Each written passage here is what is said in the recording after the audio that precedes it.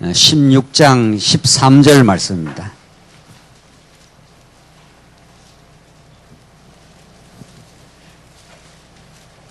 차이신 줄 알고 봉독 드리겠습니다. 마태복음 16장 13절입니다.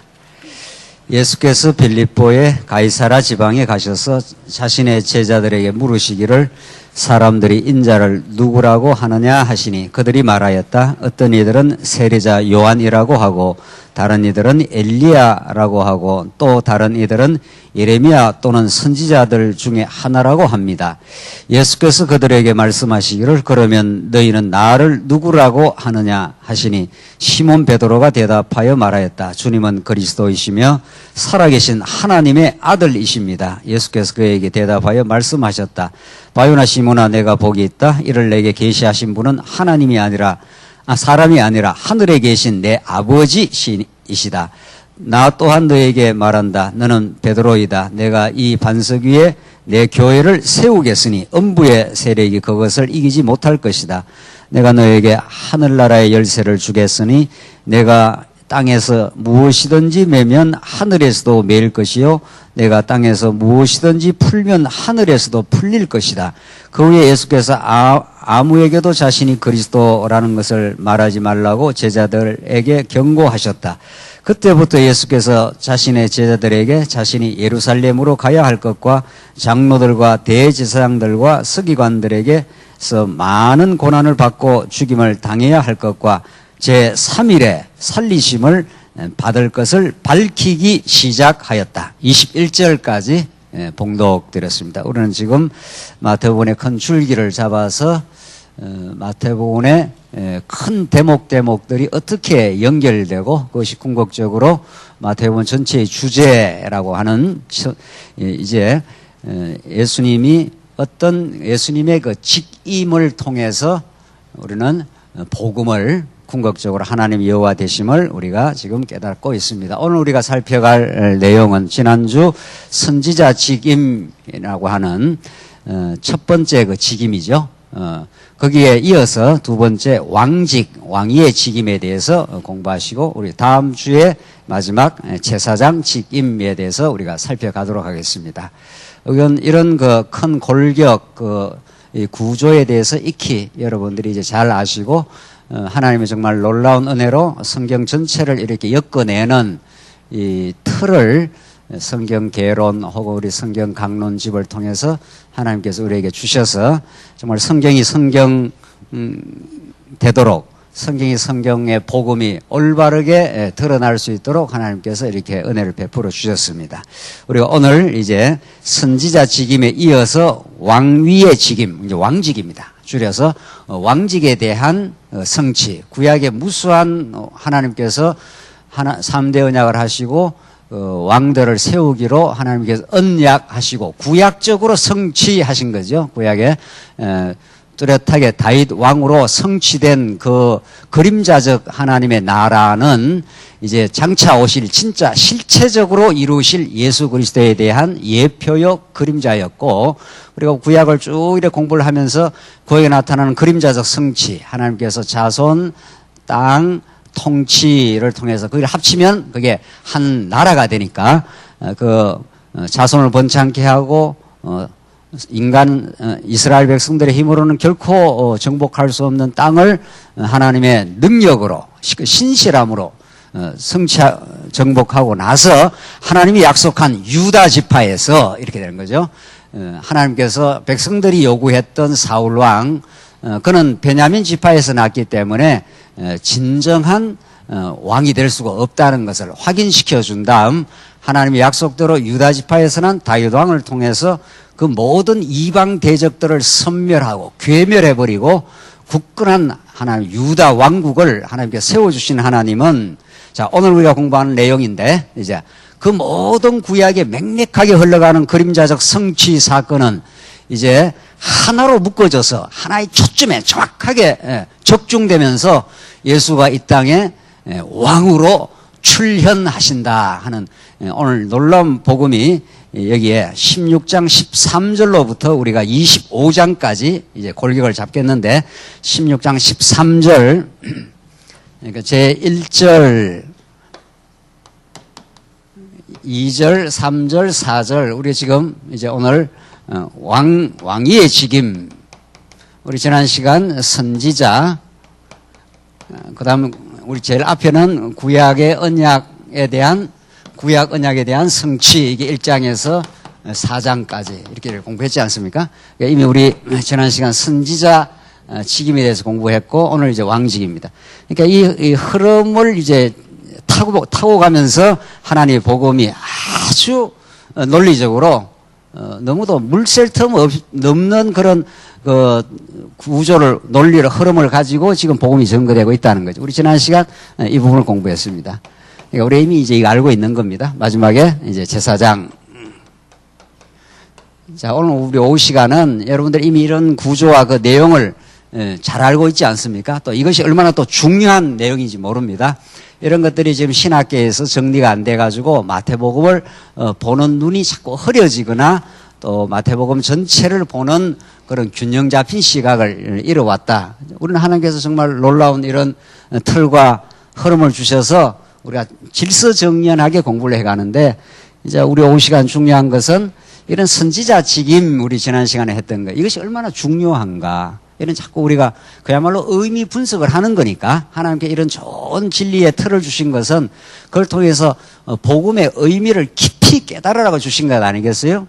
이것은 실상 이게 논리적으로 이론적으로만 우리가 깨달아가는 게 아니라 우리의 삶의 연륜을 더하면서 자꾸 이렇게 더 깊어집니다. 삶 자체가 우리는 고난이요, 삶 자체가 하나님의 주권과 다시 왕권, 오늘 공부할 이 왕권 아닙니까? 왕은 주권과 그의 전능하심을 강력하게 지금 드러내고 있는데, 그런 왕권 혹은 다른 말로 주권에 의해서 우리 삶이 이렇게 진행되기 때문에, 아까 부르도 기도하신 대로 뭐 우리 뜻대로 뭐 되는 게 있겠어요? 이렇게 하고 싶어도 하나님께서는 막으시면 그쪽으로 못 가는 거고, 또 저렇게 하고 싶어도 하나님께서 허락하지 않으면 안 되는 거고, 그러나 그 모든 것이 합력하여 하나님의 주권 혹은 왕권을 드러내는 당신의 영광 속에 살고 있다. 이걸 깨달으면 우리는 이제 삶의 의미가 확보가 된 거죠. 맞아.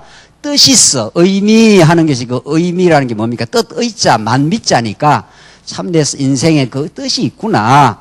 인생이 참 이렇게 고달프고 힘든 것 같아도 그 맛이 있구나. 그게 의미 아니겠어요? 그러니까 결국 하나님이 어떤 분인가가 드러나야 내 인생의 삶의 의미가 확보되는 거니까, 그러니까 이렇게 논리적으로만 잘 깨달아서만 깨닫는 게 아니라 삶의 연륜을 자꾸 더해가고 이런 경험 저런 경험을 거치면서 내 뜻대로도 안 되고 내가 얼마나 자기중심적인 죄인이라는 것이 폭로가 되니까, 우리 지난 시간 선지자, 선지서는 하늘나라의 신령한 복을, 마태복음 우리 지난 시간 조금 복습을 하시면 5장에서 하늘나라의 그 신령한 복을 예수님이 산상에 올라가서 선포를 하지 않습니까? 그것을 하나님께 선물로 주겠다는 거죠. 하늘나라가 이 땅에 임하면 예수 그리스도가 우리 마음 가운데 찾아오셔서 하나님을 가르쳐주면 그가 통치하는 하나님 나라의 내용이 이러하다. 그게 마음 심령이 가난한 자 복이 있나니 천국이 너희의 것임이요. 딱 우리가 예수 믿기 전에는 다 심령이 부요하고 탐욕으로 가득 차 있으니까 하늘나라 복음이 어떻게 들어오겠어요? 우리를 심령이 가난하게 해서 아무것도 정말 하나님의 것으로 채우지 않으면 채울 수 없는 우리 영적 상태입니다. 근데 하나님이 그걸 채우시겠다는 뜻이죠. 하늘의 신령한 복으로 우리를 채우겠다. 그게 기쁨이요, 감사요, 평안이요, 마음의 충만함이요, 고난 속에서도 하나님의 인도를 확신하는 것이요, 이런 것들이 다 하나님이 우리를 가난하게 한 다음 하늘로서 채우겠다는 겁니다. 그게 이제 복이라는 거죠. 애통하는 자 했지 않습니까? 애통하는 자. 우리는 이 땅에 많은 슬픔을 경험할 수밖에 없습니다. 많은 고난과 슬픔을 우리는 통과할 수밖에 없지만 하나님께서 그걸 우리를 고난스럽게 힘들게 하려고 그랬다면 하나님이 아주 짓궂은 분 아니겠어요? 그게 아니라 우리의 자아가 워낙 강하기 때문에 그 자아의 뜻대로 안 되게 만드는 걸 고난이라 하고 그것을 애통의 과정을 겪게 하는 거죠. 그래서 이스라엘 백성들 70년 포로라고 하는 워낙 목이 곧으니까 자기중심적이니까 하나님께서 70년의 그 애통의 시간을 주셔서 하나님의 뜻대로 다시 회복시켜서 그들에게 기쁨을 주시는 거죠. 그게 다 하나님께서 하시는 신령한 하늘나라의 복을 우리 깨닫게 하는 과정적 하나님의 섭리라는 겁니다. 그래서 그런 그 놀라운 선지자는 그 복을 주시되 우리의 죄를 폭로하시고 우리를 온전하게 의롭다 하신다. 그래서 수고하고 무거운 짐진 자들아 다 내게로 오라. 내가 너를 편히 쉬게 해주겠다. 그러니까 우리가 물질이 없어서 모시는 게 아닙니다. 뭐 옆에 사람이 없어서 모시는 게 아니고 내 안에 충동질하고 들어오는 그 사단의 유혹, 그 욕망, 하나님의 영광을 스스로가 쟁취하고자 하는 어리석음, 뭐 이런 것 때문에 우리가 모시는 거란 말이죠. 지금 우리 정신을 차리고 보면은 은혜하는 게 하나도 없고 모든 게 하나님의 은혜의 손길에 따라서 살며 기동하며 존재한다고 그렇게 배우는데도 실제로 아직도 우리 속에 꿈틀거리는 옛자, 이게 아직도 하나님이 남겨준 철병과 같은 사사기 표현대로 말하면 철병을 남겨놔서 우리가 불순종할 수밖에 없어요. 그래 그때마다 12사사를 세워도 그때 잠시 평강을 누리지만 사사기 마지막 장에 딱 가면은 왕이 없으므로 자기 속인에 옳은 대로 행했다더라. 그렇게 해서 이스라엘 백성들이 한 지파를 완전히 이제로 털어버리고 갈등과 분쟁, 고난, 어려움으로 그렇게 치닫습니다. 300~400년간의 사사시대는 이제 나타나실 진짜 왕을 고대하게 만들어가는 하나님이 기가 막힌 하나님의 작정된 뜻이었다는 거예요. 그래서 오늘 우리가 이제 선지자직 다음에 이런 왕직, 선지자는 하늘 신령한 복을 가르쳐 주시되 너희가 얼마나 죄인이라는 걸 폭로하고 하나님의 은혜로만 하늘나라를 누릴 수 있다는 것을 가르쳐 준 다음 이제 구체적인 왕을 보내주는 거죠. 그 왕이 왕됨, 예수가 우리의 왕됨을 진짜로 깨닫는 우리의 여정과 그 과정은 사사기와 룻기를 그대로 방불하게 합니다. 그러니까 구약의 내용을 잘 우리가 이렇게 공부를 하게 되면은 오늘 신약의 예수님이 왕권을 가지고 오늘 본문 말씀대로 너희는 나를 누구라 하느냐. 그렇게 사도 베드로가 뭐라 그럽니까? 주는 그리스도시요 살아계신 하나님의 어떻게 해요? 아들입니다. 아들, 이게 이제 왕을 상징하는 거예요. 아버지의 권세를 그대로 가지고 와서 내가 교회를 세우리니 음부의 권세가 이 교회를 쓰러뜨릴 수 없다. 이 이제 왕권을 이제 보여주는 거죠.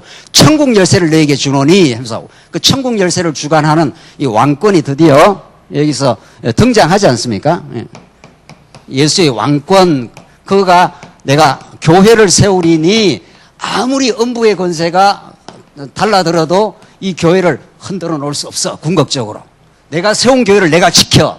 이 교회를 우리는 다른 말로 말하면 하나님의 뭡니까? 뭐예요? 하나님의 나라. 하나님의 나라는 구약에 하나님이 아담에게 3대 언약을 하고 아브라함에게 그대로 3대 언약을 해서 그걸 다윗을 통해서 하나님이 하나님의 나라를 세우겠다. 그러니까 너희들의 능력으로 나라가 세워지는 게 아니야. 자손도 그랬고 땅도 그랬고 이 나라도 마찬가지 아니에요? 그렇게 하나님이 세우겠다 한 그 그림자적 언약을 이제 진짜 이제 실현을 하러 예수님이 등장하신 거죠. 그래서 이미 선지자 직임을 보여주시고 오늘은 이제 예수가 왕되심을 이걸 가르쳐 줍니다. 오늘 우리는 이 오후 시간 정확하게 이 부분을 깨닫고 우리가 그동안도 말씀을 많이 들었지만은 예수가 왕이라는 걸 진짜 내 심령으로 깨닫기만 한다면은 진짜 이것을 전적으로 깨닫기만 한다면은 우리는 그때부터 평강이 주어져요. 그가 통치하신다 이렇게 되는 거 아니에요? 그분이 마음대로 이끌어 가신다. 그분의 뜻대로. 그 마음대로라는 게 뭐 변덕을 부린다 이런 뜻이 아니라 우리 인간은 이렇게 저렇게 변덕을 많이 부리지 않습니까? 변덕을. 그러나 하나님은 변덕을 부리는 분이 아니라 당신의 뜻대로 인도해 가는 것이 당신의 주권, 왕권을 우리에게 실현하는 과정이고 우리한테는 그게 가장 복된 과정이라는 거예요. 그게 여기 가야 이제 마지막에 딱 마지막 회답은 여기서 떨어져요. 그 왕이 어떤 왕이냐 하면은 그 왕의 그 실현 방법이 죽어 너희에게 그 왕직을 실현하겠다. 최종 결론이 그렇게 되어 있습니다. 그러니까 여기 선지직, 왕직, 제사직 하는 것이 하나하나가 중요하되 그게 다 연결고리를 가시고 지금 흘러가는 거죠. 그렇게 해서 그 왕을 이제 보여주시는데 그 왕이 하는 일이 뭐냐? 뭐 왕이 하는 일이 있어야 되지 않겠어요? 왕이.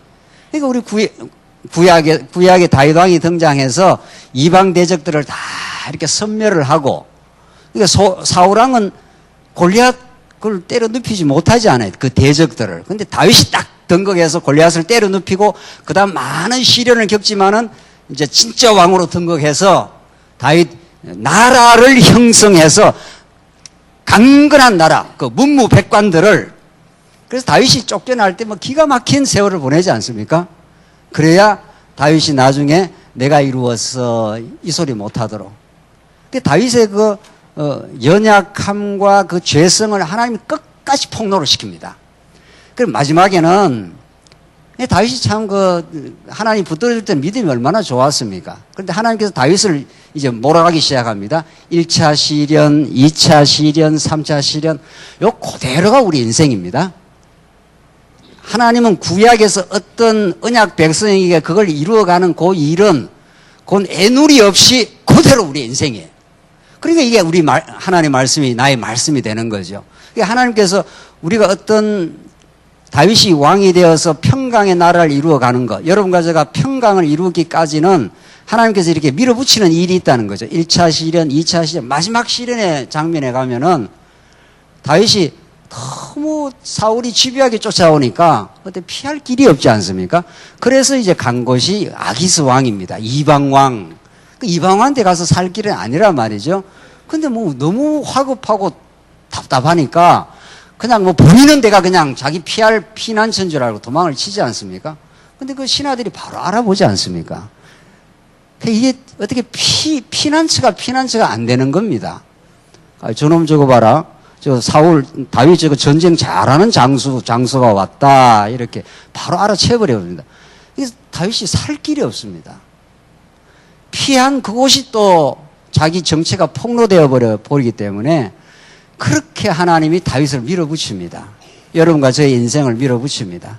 그래서 완전히 다윗이 어떻게 할 수가 없어서 그냥 문지방에다가 침을 질질질 흘리면서 그냥 연극을 하지 않습니까? 그건 다윗이 아주 가장 참담했던 시간입니다. 이 일국의 왕이 되어서 이 호령할 이 왕이 가장 참담한 시간입니다. 그래서 아둘람이라는 굴로 들어가서 원통한 자, 빚진 자, 마음에 고통받는 자, 이런 자들과의 그 기가 막힌 세월을 보내지 않습니까? 하나님 그걸 반정을 시켜서 이제 나라의 문무백관을 만드시고 다윗 왕국을 이루어졌을 때 하나님이 하신 일입니다. 도저히 우리가 어떻게 할 수가 없습니다. 우리가 이렇게 하나님이 그 고백을 만들어 그 평강의 나라를 이루어 가시듯이 그 왕이 하는 일이 구약적으로 말하면 다윗 왕국, 그걸 우리는 신약 시대에 예수님이 다윗 왕국보다 더 우월하신 진짜 하나님의 나라, 이 우리 교회라는 거는 우리 말로 번역을 한 거 아니겠어요? 그냥 우리가 이제 쉽게 교회 이렇게 하지만 이거 원어상어는 이렇게 이 가르칠 교자, 모일 회자 하는데 이게 이제 원어에 좀 가까운 겁니다. 회하는 게. 그 에클레시아 이런 뜻이라 말이지. 그 헬라어 원어 본문대로 말하면 어두운 데 있는 죄와 사망의 법 아래 있는 우리들을 당신 언약 백성들을 불러서 밖으로 불러내다 이런 뜻이에요. 에크 하는 것이 밖으로 이렇게 불러낸 거니까. 그러니까 여러분과 제가 교회로 모였다 하는 건 누구도 놀라운 하나님의 은혜입니다. 하나님 우리를 이렇게 불러내지 않았으면은 우리는 어둠 속에서 범죄 속에 사는 겁니다. 그러니까 우리가 이렇게 불러낸 모연 자들 이런 뜻입니다. 에클레시아 하는 그 원래 그 헬라 그 본문의 뜻이 그게 하나님의 나라입니다. 그러니까 흑암의 권세에서 우리를 불러내어 사랑의 아들의 나라로 옮기셨다. 이렇게 사도 바울이 그걸 골로새서 그렇게 표현을 그렇게 해요. 흑암 권세에서 어둠의 권세에서 사랑의 아들의 나라로 우리를 건져내셨다. 이렇게 돼 있단 말이죠. 그러니까 우리가 이렇게 교회 생활한다. 이 교회라는 말 우리 그냥 우리말로 번역을 해서 교회죠. 어디에서 어둠 속에서 이렇게 건져낸 자들의 모임 이런 뜻이에요. 그 원어적으로 보면 그게 예수 그리스도의 통치를 받는 하나님의 나라 백성 이렇게 되는 거 아니겠어요? 그러니까 이렇게 우리가 교회로 이렇게 모였다는 것은 정말 놀라운 하나님의 사랑입니다. 놀라운 하나님의 은혜입니다. 우리가 언제 이렇게 진리를 깨달았습니까? 언제 내가 이렇게 나가야 되겠다고 결단해서 나왔습니까? 여기서 내가 나가야 되겠다고 이렇게 애써서 노력해서 이렇게 나온 사람이 있습니까? 없다는 거죠. 그래서 왕이 이제 불러낸 겁니다. 저 중국에 가면 자금성이라고 있지 않습니까? 우리나라는 경복궁이 있고 말이죠. 중국 가서 자금성을 가보니까 경복궁은 여기 화장실만도 안 한 것더라고요. 예. 경복궁 뭐 이런 거 우리나라를 제가 뭐 이렇게 낮춰보는 건 아니고 그 덩치로 봐서 그렇다는 거예요. 자금성을 가보니까 이게 뭐 얼마나 큰지 뭐 이거 뭐 어마어마한 곳 아니겠어요? 이게 중국의 황제, 중국 저 나라의 왕이 거하는 그 자금성이라는 그 궁궐도 그 사람들이 볼 때 오랑캐 아닙니까? 우리나라라든가 저 베트남이라든가 저 중국 변방에 있는 나라들이 이제 부르면 가야 되지 않습니까? 부르면 가는 사람들 뭐라 그럽니까? 사신들로 다 부르면 가야 됩니다. 그래서 자금성의 앞에 가면은 전부 다 이제 다 기가 눌리고 까불어지는 거죠. 와, 크니까 말이죠. 자금성 저 구중궁궐에 저 황제가 있고 신하들은 거기 사신들은 가면 뭐 조그만 우리 한국이고 뭐 베트남이고 옆에 변방 나라들은 가면은 막 그냥 그 앞에 다 무릎 꿇어야 되지 않겠나요? 그만큼 그 위세와 위용을 그 자금성을 통해서 드러내는데 자금성은 비행기 타고 올라가서 보면은 그게 무슨 성냥광만도 하는 겁니까 말이에요. 하늘에 올라가서 그 자금성을 보면 말이죠. 그 예수가 왕이시다 하는 뜻이 그런 뜻입니다. 예. 그 예수님의 그 위력은 영적으로 이 땅에 잘 안 보이기 때문에 얼핏 봐서는 자금성이 대단해 보이고 이 세상에 힘센 사람들이 왕권을 가지고 세상을 나라를 주물럭대는 것 같지만 그렇지 않습니다. 그래서 시편 기자가 정말 비웃는다 그러잖아요. 세상의 군왕들이 어찌하여 하늘에서 비웃으심이요. 이게 우리가 믿는 예수의 왕권입니다. 진짜 예수의 왕권입니다. 자금성을 하늘에서 내려다보면은 우리가 볼 때는 엄청난 규모의 구중궁궐 같지만은 하나님이 내려다보시면 그건 무슨 성냥각이라도 되겠어요? 하늘 보좌에서 우리를 호령하시고 불러내어서 당신이 통치하시는 하나님의 나라로. 그래서 이 세계 교회가 하나의 신령한 교회로 지금 통치하고 계십니다. 우리는 그 신령한 교회의 한 작은 우리 장안중앙교회라고 하는 여기에서 이것도 아주 소중한 거죠. 여기서 우리가 하나님의 그 위대한 놀라운 은혜를 깨닫고 지금 진리를 깨달아 가고 있지 않습니까? 제가 학자 한 사람을 소개하지요. N.T. 라이트라는 지금 미국 복음주의 영국 사람인데 복음주의 학계에서 가장 많은 청중들이 모이는 학회에 가면은 그런 유명한 학자입니다. 그 사람이 뭐 강연한다 하면 막 가장 많이 모입니다. 직접 가봤습니다. 이번에. 그 사람이 무슨 책을 썼냐 하면 그 예수님의 왕권에 대해서 썼어요. 예수님의 왕권에 대해서. 왜 지금까지 신학은 지금까지 2000년 교회사가 자꾸 예수님의 구속, 이게 구속 아니겠어요? 이게 구속. 제사장이나 우리 죄를 위해서 죽으심 아닙니까? 왜 예수님이 지금 그 사람의 비판이 그렇습니다. 그 사람의 그 주장이 그 책에서 최근에 쓴 책의 주장이 왜 복음서를 공부하면서 예수님의 구속 사건에 너무 치우쳐서 복음서를 이해했다. 우리가 볼 때는 좀 일리가 있습니까? 일리가 없습니까? 예?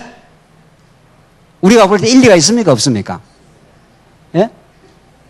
일리가 있죠. 볼 때. 실제로 우리 지금까지 전통적인 신학에서 예수님에 대해서 이야기할 때 구속에 대해서 많이 강조를 했지 않습니까? 그리고 구속사 신학, 우리는 구속사를 넘어선 언약 성취사라 그러지 않습니까?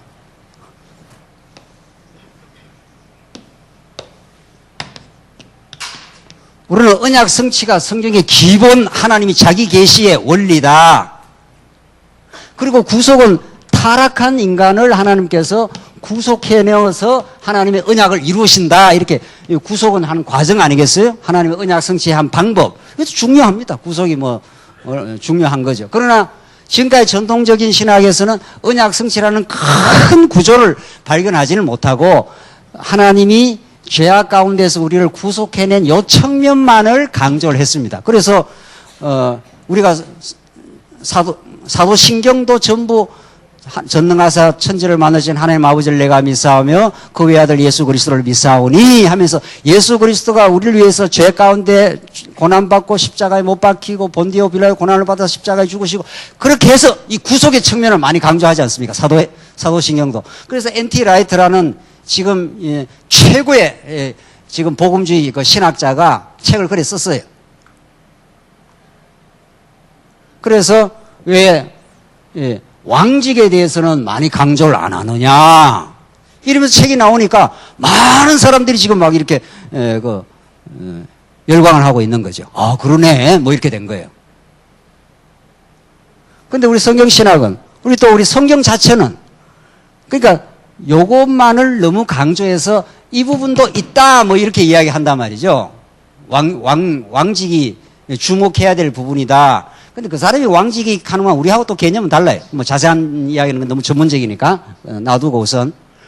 그래서 그거 하나 이야기한 것이 많은 지금 막 그 복음주의 학자들이 지금 열광을 하고 그러네 막 하면서 막 N.T. 라이터 하면서 막 이렇게 이야기를 한단 말이죠. 자, 그럼 우리 마태복음 전체를 한번 보자 말이에요. 뭐 이 정도 이야기해서 되는 게 아니고 그렇잖아요. 우리는 마태복음이 구약에 그 맹맥하게 흘러가는 아브라함과 이삭과 야곱과 그 구약 전체를 가로지르는 그 언약 성취의 그 논리 그걸 통해서 하나님이 아담에게 3대 언약을 하시고 아브라함에게 그대로 3대 언약을 이어나가시면서 구약 전체가 자손 땅 통치라고 하는 하나님이 당신이 약속을 하고 당신이 나라를 이루어 여호와 되심을 증명하겠다 하는 그 전체 흐름이 있지 않아요. 근데 뭐 N.T. 라이트 같은 사람은 구약 그걸 말하지도 못해요. 단지 그냥 복음서에서 너무 요 구속으로 치우쳐져서 왕 부분도 좀 주목해야 된다. 이게 막 무슨 큰 발견인 것처럼 이야기되고 있다는 거예요. 자, 우리는 그런 정도의 지금 이야기가 되고 있다면은 우리는 마태복음은 그런 정도가 아니에요. 마태복음 이게 제1절의 구약의 언약 하는 것은 마태복음 구약 전체를 묶어가지고 정리해주고 신약으로 끌고 들어가지 않습니까? 이렇게 성경이 심도 있고 논리적이고 그 의미의 세계가 깊다는 거죠. 그러니까 우리가 마태복음 한 것만을 잘 공부를 해도 정말 살아계신 하나님, 정말 언약에 신실하신 하나님의 언약을 잃어버리지 않고 예수까지 오기까지 그 신실한 약속을 이렇게 이루어왔다. 아담에게 한 약속, 아브라함이 한 약속, 그 약속들이 계속 성취되어서 여기까지 왔다. 이런 포괄적인 그 신학적 지평이 열리잖아요. 하나님이 이렇게 역사를 당신의 영원한 작정에 근거하여 언약대로 이루어왔구나. 하나님이 여호와시구나. 이렇게 되는 거죠, 우리는. 자, 그러니까 얼마나 마태복음을 보는 그 깊이와 넓이가 이제 그 스케일이 다른 거죠. 마태복음이 진짜 그렇게 되어 있어요. 그리고 왕 이전에 선지자가 먼저 나와야죠. 예. 그래서 산상수훈이 그렇게 하늘 선지자로 오셔서 하느님 나라의 신령한 복을 팔복의 형식으로 주신 것부터 그렇게 풍성하게 마태복음이 전개돼 갑니다. 여러분들 이미 마태복음 많이 공부했었지 않습니까?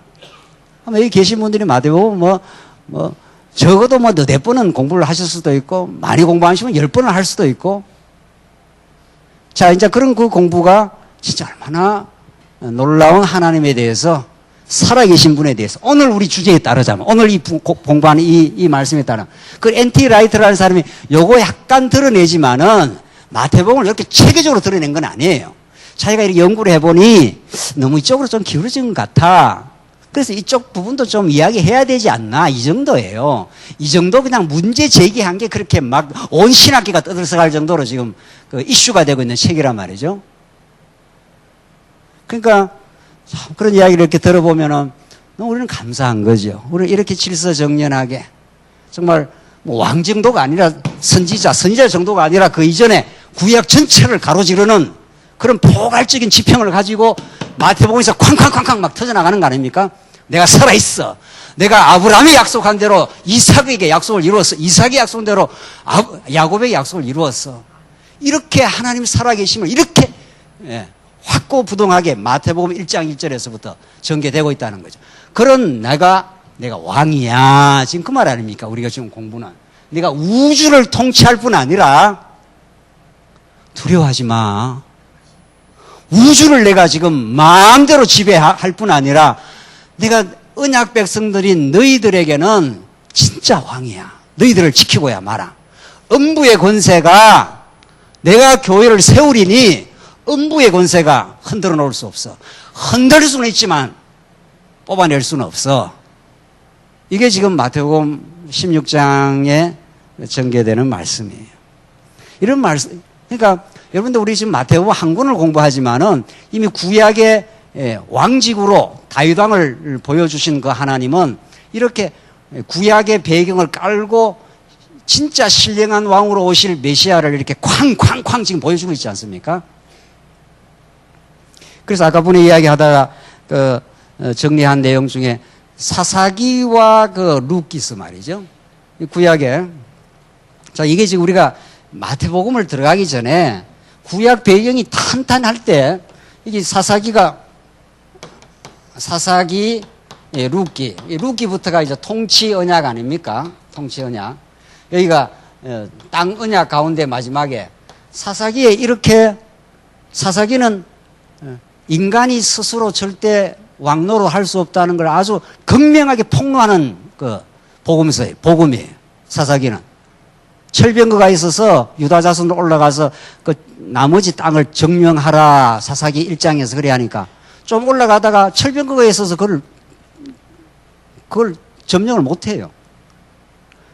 그래서 그 사사기 2장에 가면은 너희들이 내 명령을 안 지켰으니 너 옆구리에 가시를 박아놔가지고 그게 너희를 괴롭힐 거라 하나님이 그렇게 예언을 했습니다.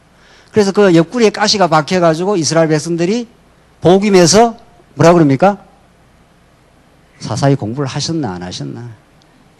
지금 다 하신 걸로 알고 지금 하는 겁니다. 복음에서 울었더라. 그래 되어 있습니다. 하나님이 이스라엘 백성들 주위에다가 뺑뺑 둘러서 이방 대적을 깔아놓고 그 땅에 이제 집어넣은 거 아니겠어요? 그러니까 시시때때만 도전해 옵니다. 시시때때로. 그 옆구리에 가시예요. 그 옆구리에 가시를 박아놨다는 건 조금만 움직이면은 조금만 자세를 비틀면 막 쑤시고 들어오는 거죠. 구산, 리사다임, 미디안 계속해서 쳐들어옵니다. 하나님 그렇게 해놨어요.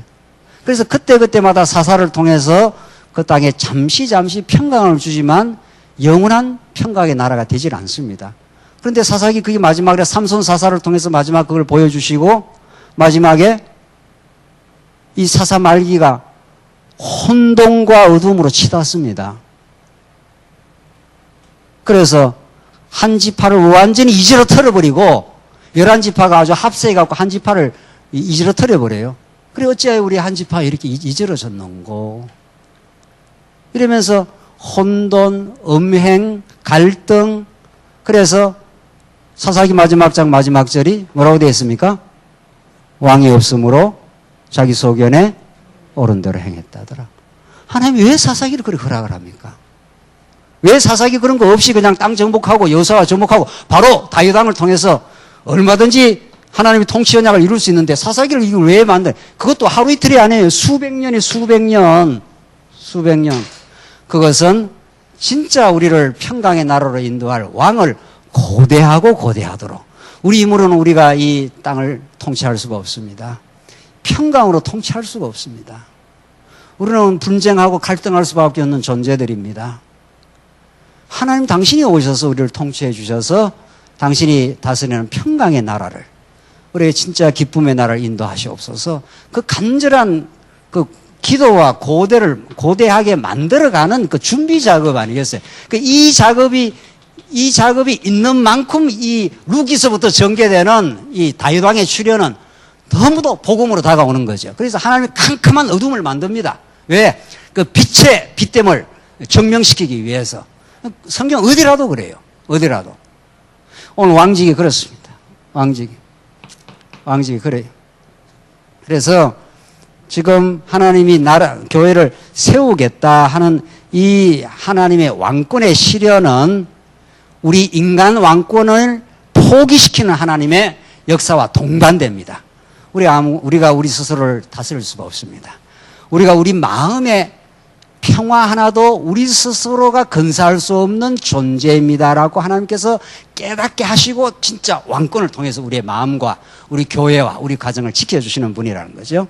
자, 그래서 21절로 한번 가봅시다. 그때부터 예수께서 자신의 제자들에게 자신이 예루살렘으로 가야 할 것과 장로들과 대지상들과 서기관들에게 많은 고난을 받고 죽임을 당해야 할 것과 제3일에 살리심을 받을 것을 밝히기 시작하였다. 이게 무슨 말입니까? 이게 지금 예수님의 왕권이란 말이죠. 왕권을 말씀으로 지금 가르쳐주는 장면이에요. 우리 개론에 말씀과 형상으로 가르친다. 이게 그렇게 양쪽 갈로 1번 1이 되어 있는데 말씀으로 가르치다가 당신이 다스린다 이러면 되는데 그 다스린다는 말은 이게 이미 나왔죠. 교회를 내가 세우리니 엄부의 권세가 침범 못해. 내가 교회를 지키고 다스릴 거야. 내가 내 나라를 내가 세울 거야. 이 말이죠. 그렇게 하고 예수님이 뭐 그냥 지나가면 좋지 않겠어요? 근데 예수님이 하시는 말은 뭐라고 되어 있습니까? 내가 그때부터 이제 예수님의 왕권을 드러낸 다음부터 예수님이 앞으로 내가 예루살렘 가서 뭐 한다는 겁니까? 뭐 한다는 거예요? 고난받고 죽는다는 거예요. 그리고 제3일에 내가 부활한다는 거예요. 자, 이게 그러니까 왕권을 지금 이 부분에서 왕권을 아주 분명하게 드러내야 돼. 앞으로 예수님이 그 예수님 왕권은 어떻게 하실 일을 이 3절 내용 속에서 이렇게 함축을 해놓고 있습니다.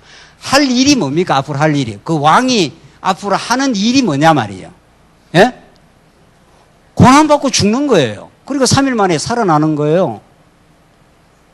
그러니까 제자들 베드로가 그 말을 받아들입니까? 안 받아들입니까? 안 받아들이죠.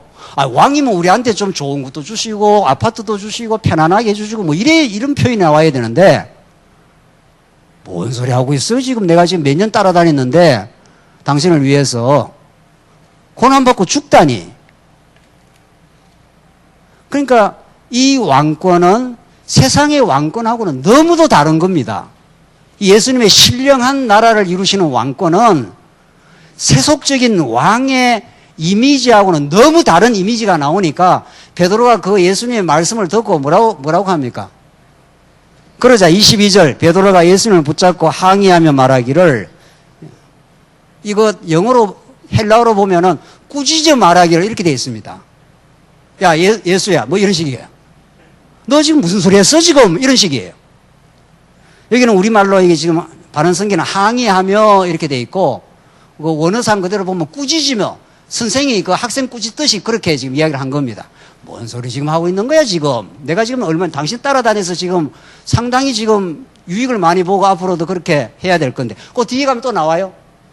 또 뒤에 가면은 제자들이 예수님 보좌에 등극하실 때 누가 오른편 누가 왼편 앉아서 그대로 또 나와요.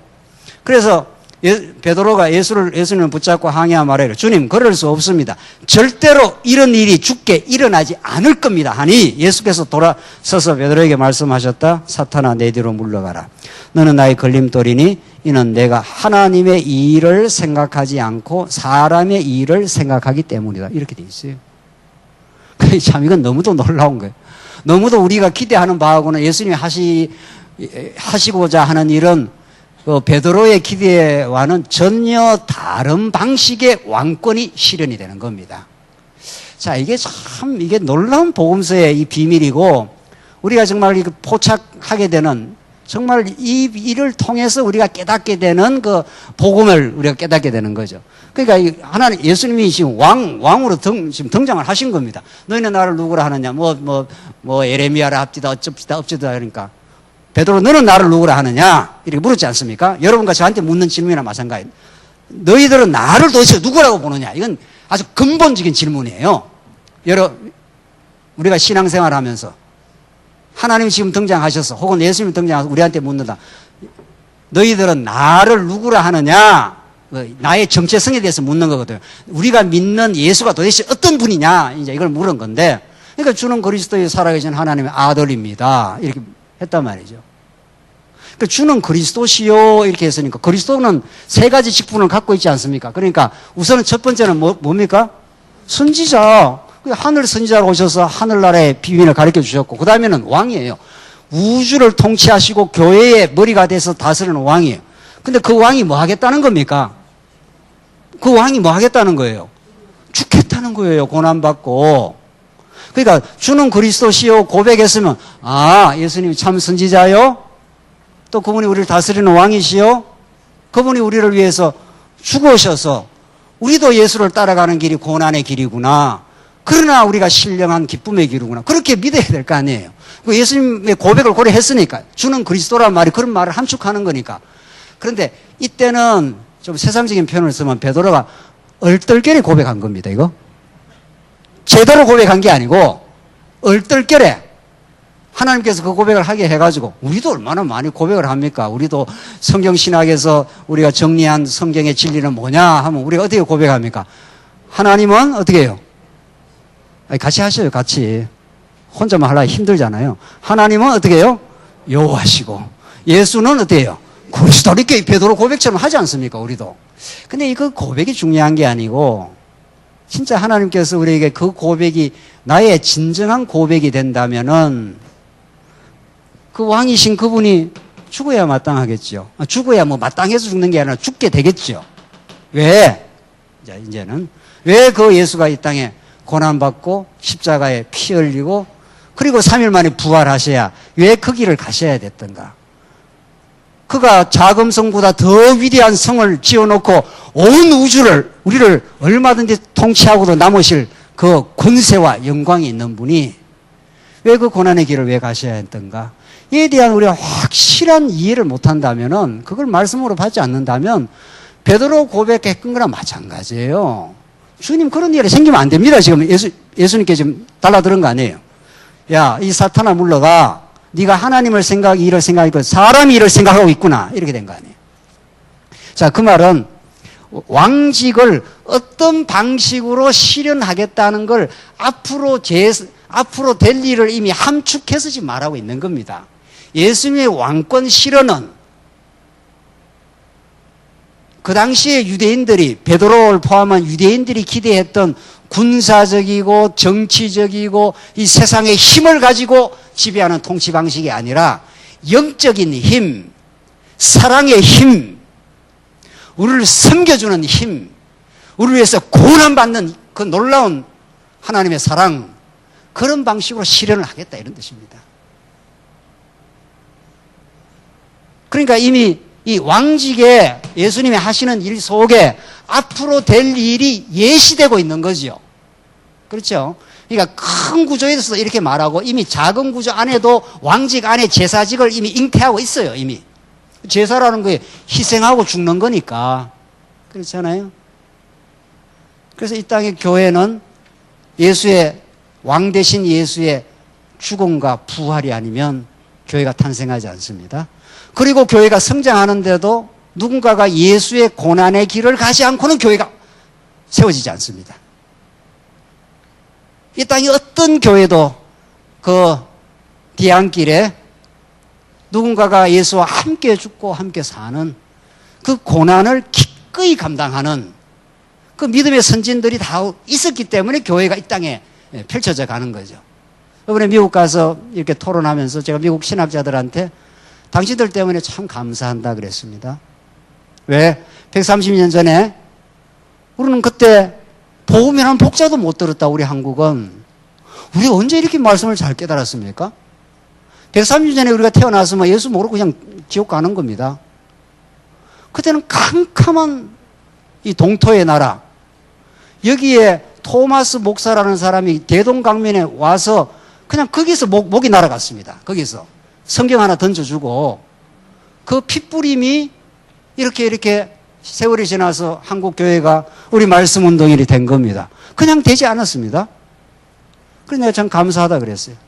그런데 하나님의 은혜로 우리 성경 신학이 이 땅 위에 언약 성체의 논리가 이렇게 하나님의 은혜로 우리에게 베풀어져서 우리는 이제 아시아로 갈 거다. 당신들하고 잘 교류를 하고 이제 필리핀으로, 중국으로, 인도로 이렇게 하나님의 놀라운 은혜 가운데 구속의 진리를, 그 사람들은 구속의 진리를 우리에게 전달해 준 거거든요. 예. 이 성경의 한 부분을 진리를. 근데 하나님께서 우리는 언약 성취라고 하는 이 전체적 원리를 주신 거 아니겠어요? 지금 NT 라이트 학자라는 사람이 너무 이쪽으로 치우쳐졌어. 이쪽도 좀 봐긴 봐야 돼. 뭐 이런 주장 정도로 나오고 있다는 거 아니에요. 우리는 지금 전체적, 이 마태복음 한 권을 통해서 구약 전체를 우리가 감싸 안는 이 포괄적이고 놀라운 하나님의 진리.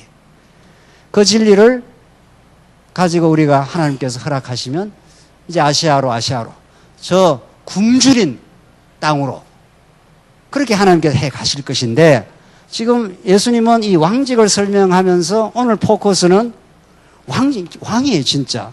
누가 이 교회를 세우겠어요? 왕이 세우시지. 그러잖아요. 왜냐하면 교회라는 건 하나님의 나라니까 그 나라를 당신이 언약한 다윗 왕이라야 세우지 않습니까? 다윗보다 더 우월하신 예수가 이 땅에 교회를 세워가신단 말이죠. 그래서 우리 교회도 예수님이 이렇게 진리를 깨달음을 주셔서 이렇게 교회가 세워졌어요. 그러니까 예수가 그리스도이십니다. 하나님의 영광입니다.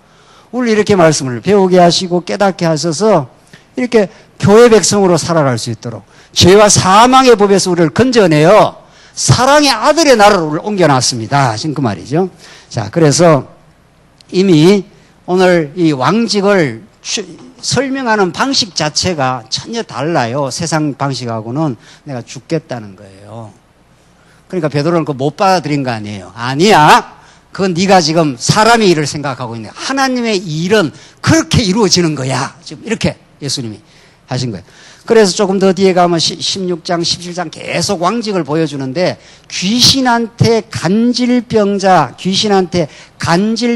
걸린 사람이 예수님이 가서 예수님이 그 간질병을 물리치지 않습니까? 그러니까 왕이 아니고는 그 왕의 위력이 아니면 귀신에게 붙들린 그 간질병자, 간질이 나가질 않습니다. 이거는 마태복음에서 하나님이 예수님을 통해서 지금 예수의 왕권을 보여주는 그 권세 실현입니다. 귀신에게 잡힌 자 아무도 그걸 쫓아낼 수가 없습니다. 예수님이 간질에 몹시 걸려 고통받고 있는 자를 이제 물리친 거 아니에요. 이거는 신약 성경에 넘어가면은 사도 바울의 해석의 논리에 넘어가면은 우리가 다 죄와 사망에 붙들린 인생들이었습니다. 귀신에 잡힌 간질병자를 아무도 물리칠 수 없듯이 여러분과 제가 다 죄와 사망에 붙들린 인생들이었죠. 그래서 우리는 우리 스스로 우리의 죄와 사망을 물리칠 수가 없는 겁니다. 이게. 예수님은 이 마태복음에서는 아주 실현적으로 보여준 거예요. 막 그냥 퍼포먼스를 한 거예요. 간질병자를 그대로 물리쳐버리고 죽은 자를 실제로 살려내고 내가 메시아야 이렇게 된 거죠. 이게 신령한 방식으로 넘어가면은 다시 우리 모두가 죄와 사망에 사로잡힌 인생들, 그래서 자유가 없는 우리 인생들에게 이제 참 자유를 주시고 하나님의 나라가 이런 거야 하면서 우리가 복음을 자꾸 깨닫게 합니다. 그래서 우리가 죄와 사망의 법에서 이렇게 해방된 거죠. 어린아이를 하나 세웁니다. 예수님께서 어린아이 세우니까 지금 제자들이 머석머석하지 않습니까? 어린아이 세우면서 어린아이와 같이 되지 않으면 하늘나라 갈 수 없어. 그게 무슨 말입니까? 우리대로 뭐 성인이 된 우리가 어린아이 되라는 이야기는 아니잖아요. 예수님이 다 낮아지고 죽기까지 복종하시고 예수님 자신이 그렇게 어린아이처럼 낮아지셔서 천국의 왕을 보여주겠다. 이게 마태복음에서 당신의 왕권을 보여주는 방식입니다. 조금 더 지나가면은 다 그런 내용들인데 마태복음 20장에 가면은 예수님의 그 왕권을 실현하는 그 기가 막힌 방식이 있잖아요. 이 왕권의 실상인데, 우리 개론의 왕권의 실상. 왕권의 실상. 그 왕의 권한을 어떻게 실제로 이제 보여주느냐 하면 마태복음 20장에 우리가 너무도 잘 아는 그 포도원 품꾼 비유 있지 않습니까? 참 포도원 품꾼 비유 처음 들을 때 너무 통쾌하더라고요. 예. 야, 복음서에 이런 말씀이 있었는가. 자, 9시에 들어오라. 뭐 11시에 들어오라. 뭐 한 3시쯤 들어오라. 마지막에 6시쯤 들어오라. 이렇게 들어왔지 않습니까? 포도원 주인이 말이죠. 그래 다 열심히 일했는데 6시에 들어간 사람은 들어가자마자 이를 심하게 고동 불렀다 이렇게 말한단 말이에요. 옛날 일본식으로 말하면 뭐 들어가자마자 뭐 딱 일이 끝나버렸단 말이에요. 그래서 앞에 사람부터 이렇게 품삯을 계산을 했는데 제일 앞 어디부터 품삯 계산했습니까? 뒤에 사람 했습니까? 뒤에 사람 계산했으니까 하루 품삯을 주니까 제일 먼저 들어온 사람이 그 기대를 했지 않겠어요? 나는 오늘 뭐 보너스로 한 두세 꼬은 받겠다 말이죠. 뒤에 온 사람 얼마 일도 안 했는데 우리 식으로 말하면 10만 원을 받아갔으니까. 그런데 이 사람도 10만 원, 저 사람도 10만 원, 마지막에 온 사람도 10만 원 덜컥 받았네요. 그러니까 누가 제일 성질이 났습니까? 우리는 억울하면 잘 못 견디잖아요. 억울하면 못 견디지요. 우리는 조금이라도 우리는 뭐 이해관계에서 조금만 우리는 손해보면 못 견디는 인생들입니다. 우리는 정말 이 못 견디는 정도가 아니라 이건 뭐야 이건 내가 하루 종일 땀 뻘뻘 흘리고 하루 종일 일했는데 왜 내가 제일 뒤에 온 사람은 하나도 일 안 했는데 왜 10만 원이고 나도 또 10만 원이야. 주인이 불렀습니다. 뭐 문제된 거 있어? 왜 컴플레인 할 거 있냐고. 뭐 이러기를 차에서 내가 하루 종일 나는 땀 흘려. 너하고 얼마 계약했어? 10만 원 계약했죠. 네 거나 먹고 떨어져. 내 거 갖고 내 마음대로 하겠다는데 네가 왜 말이 많아? 야, 난 참 복음서에 이런 말씀 있는 거 알고는 처음에 깨닫고는 말이죠. 진짜네. 예수님 진짜 왕이시네. 진짜 예수님 주권을 갖고 계시네. 안 주면 어떻게 할 거예요? 10만 원 안 주면 어떻게 할 거야? 처음에 애초에 안 불렀으면 어떻게 할 거야? 안 불렀으면은 여러분과 저를 이 복음의 세계로 부르지 않았으면 우리가 언제 10만 원 그냥 은혜의 복음을 받을 수 있나요? 안 불렀으면 어떻게 할 거예요? 이거는 1000번이고 10,000번이고 그냥 감사밖에 없는 거죠. 우리를 그냥 불러준 겁니다. 어떤 사람은 10년 전에, 어떤 사람은 5년 전이든 1년 전이든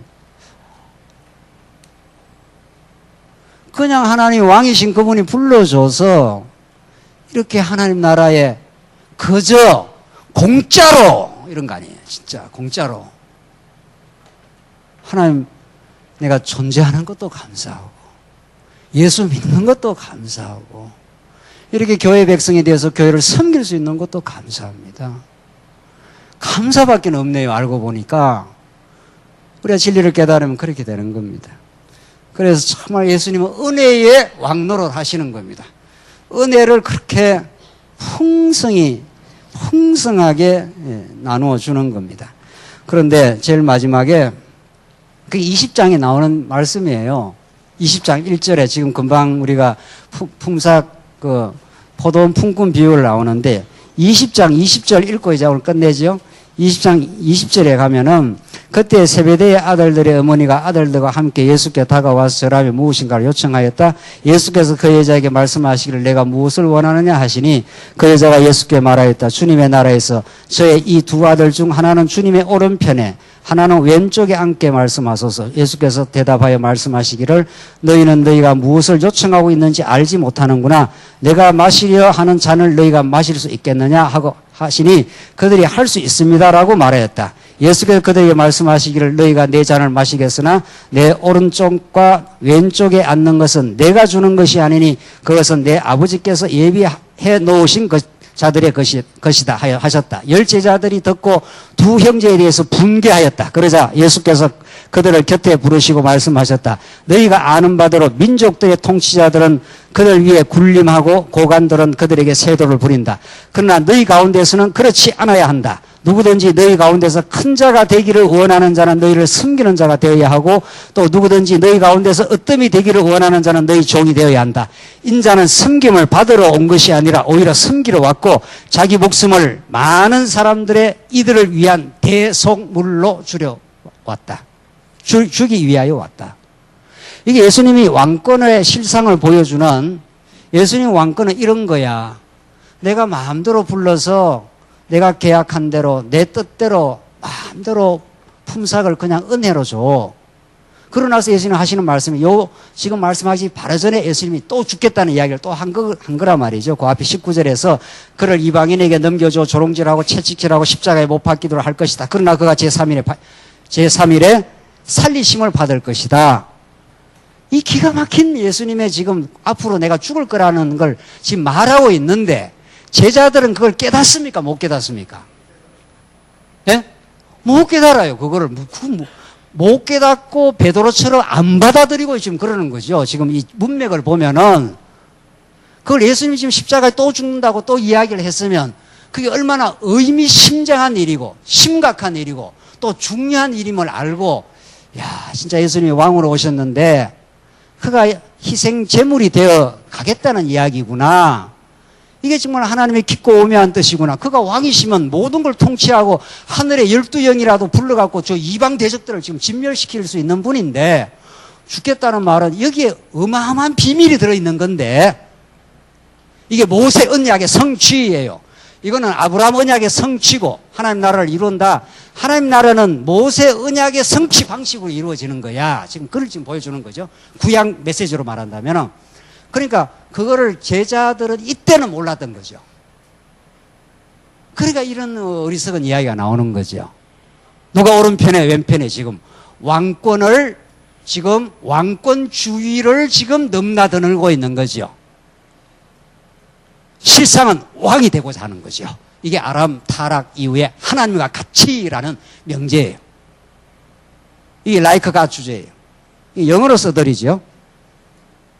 하나님과 같이 하는 너 이걸 따먹으면 하나님과 같이 돼. 이게 인간의 뿌리 속에 있기 때문에 인간은 절대로 스스로 하나님 나라를 이룰 수가 없습니다.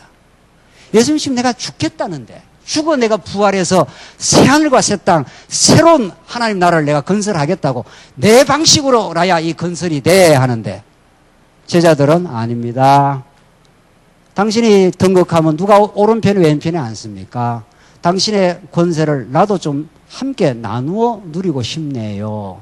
그 말이죠. 그래서 예수님이 민족의 세상의 통치자든 그들 위에 군림하고 고관들은 그들에게 세도를 부리지만 진짜 왕은 그게 아니야. 이렇게 예수님이 가르쳐 주십니다. 그러니까 계속해서 지금 왕권은 그가 우주를 통치할 수 있는 왕권을 가지시되 그의 왕권의 실현 방식은 이렇게 이루어진다. 제사직의 방식을 통해서 이루어진다는 겁니다. 그래서 이 땅 위에 세상 권세자들이 만들 수 없는 나라, 그것은 진짜 신령한 아브라함 언약을 성취하러 그 나라를 이루러 진짜 실체적으로 이루신 그 나라는 모세 언약의 방식으로 이루어진다는 겁니다. 거기다 죽어 부활하심으로 그 성전을 통해서. 그러니까 하나님의 나라의 그 핵심이 성전이에요. 그래서 에스라 네헤미야가 돌아와서 성전부터 짓고 그 다음 뭐 짓습니까? 유다 나라를 건설하지 않습니까? 그래서 여러분과 저에게는 예수밖에 없어요.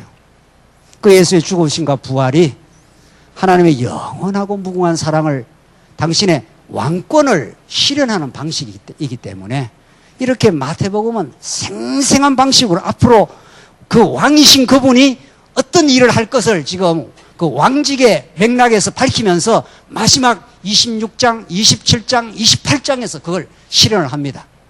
그리고 부활하셔서 승천하셔서 그가 하늘 보좌에서 우리를 다스려 주시겠다. 지금 다스려 주고 계십니다. 사랑하는 성도님들, 이 땅에 보이는 것은 세도가와 권세가 이 세상을 지배하는 것 같아도 진짜 왕이신 그분은 우리에게 신령한 방식으로 그가 먼저 죽어 그래서 희생의 제물이 되어 대속물로 우리를 섬겨주어 우리가 하나님의 백성이 되고 하나님의 나라가 된 겁니다. 이 복음을 이 여호와 하나님의 우리 이 아버지의 마음을 진짜로 깨닫는다면 우리도 그렇게 하나님이 주신 처소에서 그렇게 사라질 것입니다. 그래서 섬기고 그래서 세워지는 그 나라가 이루어졌을 때 우리 하나님이 이루신 것입니다. 그분의 영광입니다. 우리 종교개혁자들이 그렇게 피 뿌리면서 외쳤던 명제, 우리 솔리 데오 글로리아, 오직 하나님께만 영광을, 그렇게 기쁨의 길을 갔습니다. 그 진리가 여러분의 진정한 삶의 힘이 되시기 바랍니다. 기도하십시다. 하나님 감사합니다. 예수의 왕직을 공부했습니다. 그가 죽어 그 왕직을 실현하시겠다고 하는 그 깊고 오묘한 복음의 세계로 우리를 인도하시옵소서. 예수님 이름으로 기도하옵나이다. 아멘.